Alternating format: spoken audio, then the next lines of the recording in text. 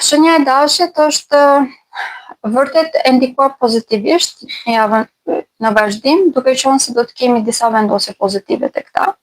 Kemi Venusin, kemi Neptunin dhe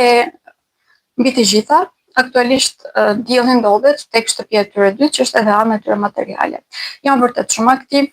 kjo do të thotë edhe një ndikim shumë të madh në përdorimin e energjisë së tyre,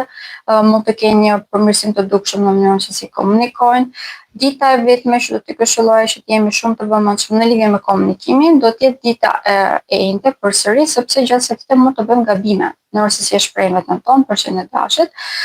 por në qoftë se jemi të vëmendshëm, do të kemi një zmadhim të dukshëm të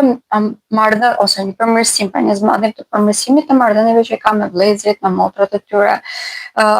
Gjatë kësaj dite mund të kemi edhe probleme ose gjatë gjithë javës, të gjithë ne, por më tepër do ta vëmë tek shenja e dashit, mund të kemi probleme me mjetet e komunikimit dhe dita e njëjtë mund të përkojë pikërisht në zmadhimin e këtyre gjërave. Gjithsesi, siç e thash, dita e njëjtë është një ditë vërtet shumë pozitive, pra në qoftë se ne marrim masa, si për automjetet tona, po ashtu mjetet tona të komunikimit, telefonin, kompjuterit e tjerë,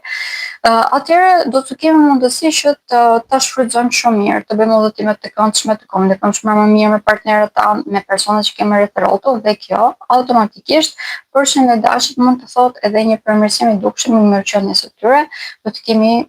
fillime të reja, ose mund të kemi fillime të reja për shenjën e dashit. Është një javë ku këto tema do të jenë vërtet shumë të prekura. Për shenjën e dashit e vjen me gjë që do të mund të them që mund të jetë pak e lodhshme kjo javë, përse mund të kemi zhvillime nga shoqëria.